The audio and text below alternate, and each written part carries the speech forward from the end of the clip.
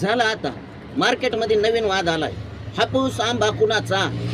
GI मानांकन मागायला लागलेत आता गुजरातवाली वलसाडवाली.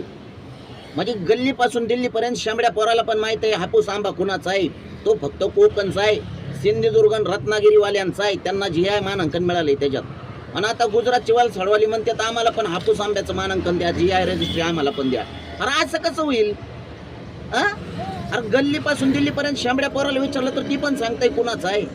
आईला काय काय नाही तिले गुजरातवाली. मुंबईमध्ये येणार सगळे उद्योग तर पळवलेतच.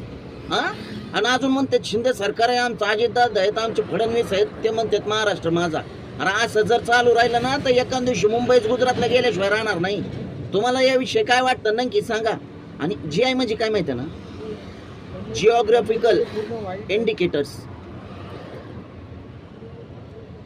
म्हणजे GI म्हणजे काय आहे? GI म्हणजे एखाद्या भौगोलिक परिस्थितीमध्ये जे उत्पादन होतं त्या वस्तूला GI मानांकन दिलं म्हणजे त्याच्यावरती त्याचा टॅग राहतो. आणि तिच्या आईला हे जर आता गुजरातवाली मागायला तर उद्या काय काय मागतील द्यावाला ठाऊक. पण तुम्हाला याविषयी काय वाटतं नक्कीच सांगा बरं का. असं वाटतंय का ते महाराष्ट्रातील मुंबईतील सगळे उद्योग गुजरात पळवते? आता खाण्यापिण्यापर्यंतच्या वस्तूपर्यंत माणसं नजर पडलेले. तर महाराष्ट्रात मुंबईमध्ये मराठी माणसाचं अस्तित्व काय? नक्कीच कमेंट करून सांगा. लाजू नका. जय महाराष्ट्र.